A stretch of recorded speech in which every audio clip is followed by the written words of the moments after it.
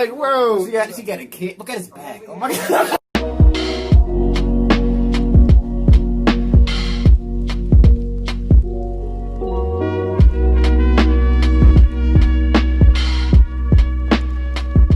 What's up? Welcome back to another reaction. Today we're reacting to "This Is Not Widespread Knowledge" by Jordan B. Peterson. This is him talking about Soviet history and all that. It's been a little while since I reacted to Jordan B. Peterson, and I really just kind of think it's funny how United States is kind of pushing like these socialist, communist ideals, even though we spent trillions and billions of dollars to destroy the Soviet Union, and now it's like people my age is like quick to support communism, even though they don't even have an idea of the atrocities that's behind it.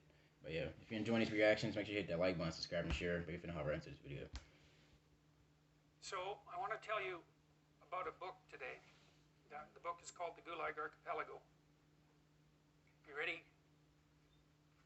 The book is called The Gulag Archipelago, and it's by a Russian author, a Soviet author named Alexander Solzhenitsyn, who was in the Gulag Archipelago concentration camp system for a very long time. He had a very hard life. He was on the Russian front when the Germans invaded the Soviet Union in the early stages of World War II. Now, Hitler and Stalin had signed a non-aggression pact.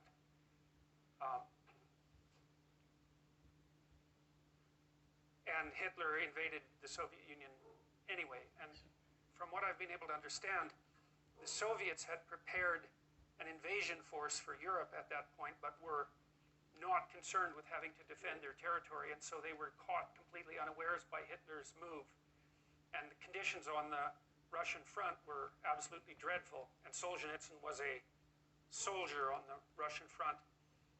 The Soviets actually had defenses prepared, but for some reason Stalin decided to destroy all the military force they had on the border with Germany and Poland, and decided to move them towards the east. I guess Stalin seemed to be out of touch with reality around that point. I don't know what he was thinking.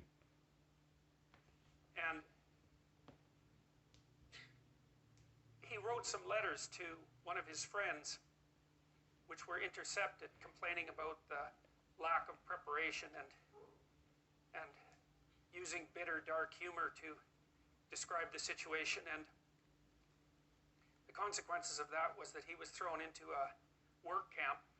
The Soviet system relied on work camps, and so those were large labor camps of people who were essentially enslaved, many of whom were worked to death, often froze to death, working in conditions that were so dreadful that they're virtually unimaginable. Solzhenitsyn spent a very large number of years in these camps, sometimes in a more privileged camp because he was an educated man, and sometimes in worse camps. He also developed cancer later and wrote a book about that called Cancer Ward, which is a brilliant book.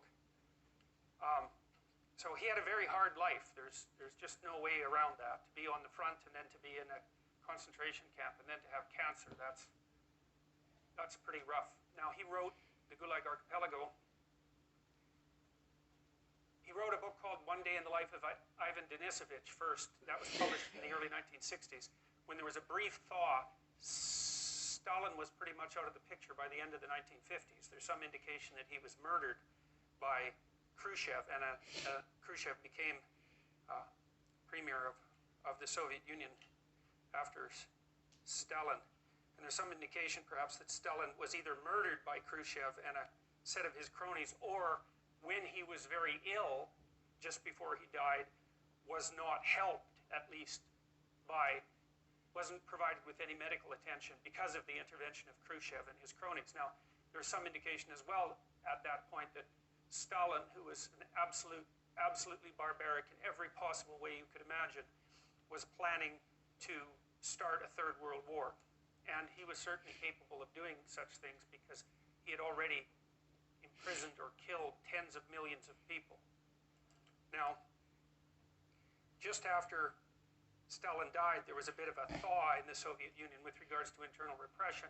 In the early 1960s, Solzhenitsyn published a book called One Day in the Life of Ivan Denisovich, which was a story about one day in the life, his life really, inside one of these so-called Gulag archipelago camps. Now, he called it the Gulag archipelago because an archipelago is a chain of islands. And so Solzhenitsyn likened the work camp system in the Soviet Union, which was made up of isolated camps distributed across the entire state. He likened that to a series of islands, and hence the metaphor.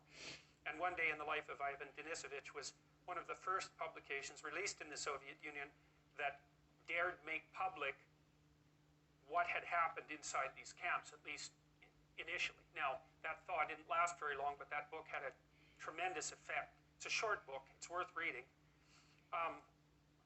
After that, he wrote a number of other books, which are also, he's a great literary figure in the same category, I would say, as Tolstoy or Dostoevsky, which is like really saying something. You know, those two are perhaps the greatest literary figures who ever lived, with the possible exception of Shakespeare. He wrote this book called The Gulag Archipelago, which is published in 3 volumes, each of which is about 700 pages long. The first one details the origin of the oppressive Soviet system, at least in part under Lenin, and then its full-fledged implementation under Stalin, and the deaths of, well, Solzhenitsyn estimated the deaths in internal repression in the Soviet Union at something approximating 60 million between 1919 and 1959. Yeah. Now, that doesn't count the death toll in the Second World War, by the way.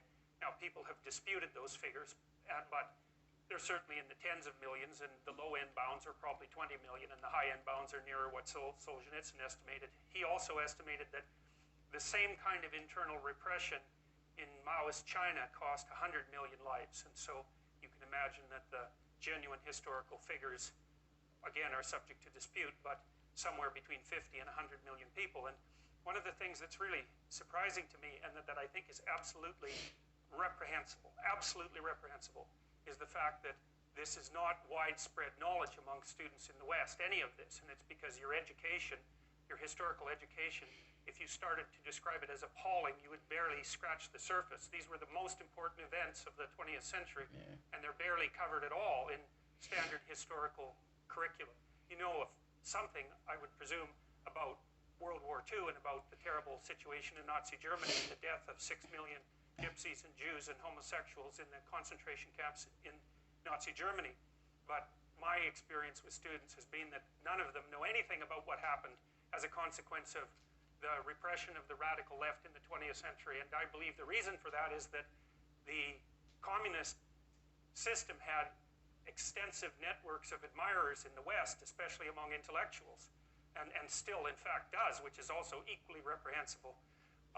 And I believe that one of the consequences of that is that this element of history has been under-examined, and certainly very little attention has been brought to it in the public school curricula, and there's absolutely no excuse for that. It was the worst thing that happened in the 20th century, and that's really saying something, because the 20th century was about as bad as it gets.